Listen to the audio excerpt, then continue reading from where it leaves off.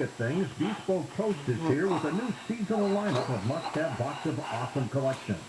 Bespoke Post partners with small businesses and emerging brands to bring you the most unique goods every month. No matter what you're into, Box of Awesome has you covered. From autumn craft beers to cozy threads and camping gear essentials, Box of Awesome has collections for every part of your life. To get started, take the quiz at boxofawesome.com. Your answers will help them pick the right Box of Awesome for you. They release new boxes every month across a ton of different categories. It's free to sign up, and you can skip a month or cancel anytime. Each box costs only $45, but has more than $70 worth of gear inside.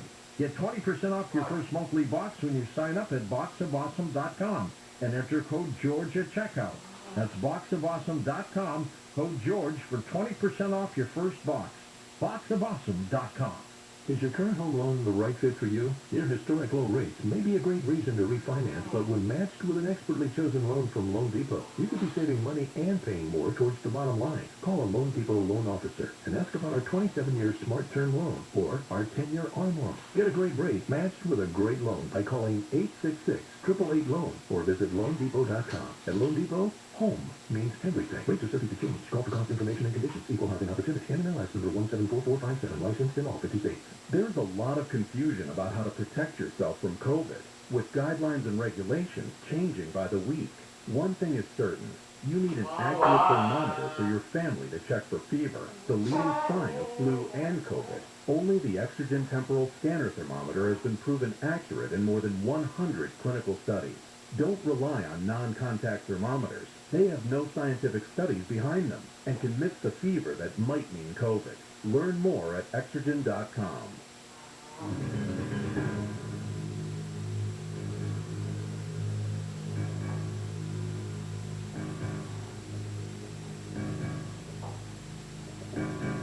Open lines on Coast to Coast AM. This is your turn. Walter in Graham, Washington on Coast to Coast. Walter? Yes, hello, Ian. Hey. Yeah, I was calling to say, I think there's something we might all be overlooking in the UFO situation, which they might be people here that have been coming here for a long time, that are like, say they might call themselves members of the Holy Spirit or something like that, and they say, well, I have access to a ship if I wanted that can hover overhead, and possibly they've been landing all this time at certain times of critical times when they need to land at a site where there might be something nuclear going on or intervening in our messes. Oh, and I wish they did that more often. If they're members of the Holy Spirit, why would they need a physical ship? Because first of all, Jesus took his body with him, and those people could have a body also, just like that. They were healed from the dead and woke back up, had their body, and continued on, started regaining their youth again. And I really believe in that. But most people, they overlook the fact that the whole thing about Jesus that he did different from somebody else is he took his body with him. And that's one thing. Yeah, but why? But still, if they are revisiting and they have the ability to take their body and ascend you're talking about the physical ascension of the body, which is a kind of an interesting theological dispute. But if you go with that, then why couldn't they descend with their body? Why do they need a ship? Well, because just like, what if I want to fly in a ship? What if, okay, take it this way. Here's an example. Say if Jesus would have been allowed to stay alive, first, how quickly we would all have been saved. I mean, he would have angels landing here. The world would have changed immediately. I mean, that was his next step. He had already had risen people from the dead, woken people from the dead, but anyway, they stopped him because he was getting too heavy. But okay, so he could have said, and I'm standing there, I'm going, well, look at man, I want a vehicle to travel in. I want one that I can fly in, and I want one that I can drive in. Well, that would have been the immediate discovery of automobiles, and they would have been fantastic. It's just that people think, I mean, if I'm saved and I'm a, or whatever you want to call it, a saint, or in some theosophical terms, sane is just a level of intelligence. But if I want to continue driving a vehicle for the next million years, then I would have one, right? If I had the powers to do that. What kind of vehicle would you have? If you could drive, if you were to be resurrected with your body, what kind of vehicle would you drive around in? I would have several vehicles. I would have automobiles that were out of this super nice automobiles. I'd even have like a 46 Chevy, something like that. But I would also have any kind of flying vehicle. I mean, the machines that would be available would not be our standard gas hog jet. But if I wanted one of those, I could have one of those. Kind of like Batman. Kind of like Batman. You got all these cool vehicles, and all right, interesting theory. Appreciate it. Like you have a neighbor in Washington named James, somewhere in Washington State. First time caller line on Coast to Coast. James. Yes. Hi. Perfectly. Right on, right on.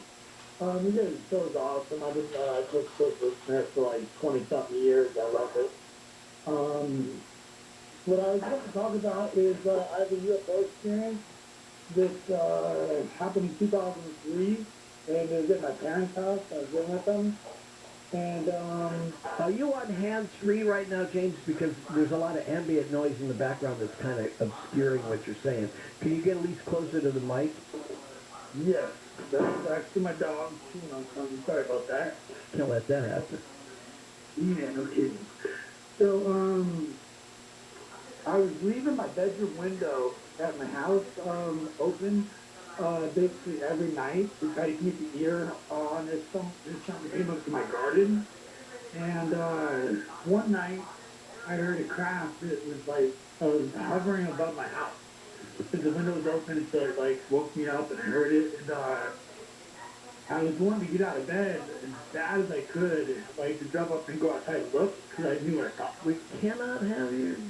I understand you may be right about how that feels, but can't use that word in describing it, okay? So thanks for that. Let me move on to Carl, who's in Boston on Coast to Coast. Carl? Oh, Carl's gone. Orlando, who's in Mission, Texas. Am I getting the people to wait too long? All right, it just gives me just enough time to get to Joe in Long Island on Coast to Coast. Joe? Hey, how you doing here? It takes me a minute to go what I want to say, but on the witches stuff in Salem, I would say it would be very difficult to defend yourself against that, even with a lawyer. And it is possible that someone could dabble in witchcraft and it would be nuanced that they really weren't a witch. I mean, if I surf once or twice, that doesn't mean I'm a surfer. You know? Right. And another thing that's been said is that the bread was bad or somehow contaminated in Salem, and that might have been a factor. But also, there was a great mini-series that they reran on Netflix called World Without End. And the central character was this girl that was falsely accused of several things. The finale of it was witchcraft, and they sent it to a nunnery. But everybody around her had like field corruption. Sure. It was like a skeleton in the closet of all different types. And the movie unveiled that as time went on. So, as it turns out, they were worse than witches. But it was hidden, and then the way... That's always the way, you know, and this is the nature of what the scapegoat was, right? Was the town put all of their sins on a goat which they ran through the town, and by hitting it with sticks, they expelled it from the community and took the sins with the goat, and that was a way of offering, you know, something, some sort of penitent behavior. But at the same time, it didn't mean that those behaviors changed. It's just always easier to find somebody else to take the sins for you, and that way you simply say, it's that person over there. There was a fungus among us. We caught him. That's the person, and now we can start afresh. And I agree that that's a running theme, especially in literature. Thanks for that. Cal is in Foster, Oklahoma, on Coast to Coast. Cal, Good morning, Mr. Conant. how you doing? Well, it's been many years this has been coming. Mr. Bell years ago told me that when I was ready to tell my story, to call y'all. Okay. And I worked at the Post Dry Lake Bed, aka S4, for about 10 years of my military career. And the things that I've seen, the things that I've done have been haunting me. Like what? I know. Well, let's start from the beginning, I suppose, would be the best spot. I was 17, and I was sitting in a Chinese restaurant in Hamble, Missouri, and I outed a Special Forces colonel. For what? On purpose. Didn't do it on purpose. Outed them how? And what? Outed them for being what? I'll explain. I have family that was military that explained to me Special Forces, some Special Forces groups, primarily Delta. Okay. They wear their rank subdued on their pants pocket, on a bellows pocket, on the top flap. Okay. And I spotted the subdued rank, and I pointed it out to my idiot friends. Needless to say, I ended up getting taken to a federal building in Hannibal, Missouri, and I was given an option. I could either go through basic and join them, or rot in prison for the rest of my life. What would be the charge? They didn't tell me that, and I was a dumb, scared kid at the time. So, Well, a civilian prison, a military prison? military would be my guess. Were you in the military at the time you pointed out his rank was on his pocket? I had gone and talked to a recruiter about joining the Army. Okay, but you were not in the military. Not yet. Okay. So you chose, in your narrative, you chose to go to the military to avoid rotting in prison for the rest of your life. That's what I was told would happen.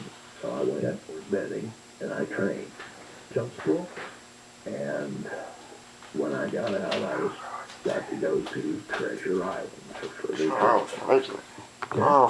And I ended up dropping into Afghanistan on 30 days. We went in. On the original mission. Yes, and that's when you'll have to bear with me. I've got cancer. I'm ate up with it, so I'm sorry to hear that. So we went in, and our job was intel. And this is when we discovered caches of chemical weapons In Afghanistan. in Afghanistan. Well, come to find out, they come from Iraq. We sold the Taliban the chemical weapons. And this intel was what prompted the initial push into Iraq. Because from what we understood, they had massive stockpiles of this garbage. Who made the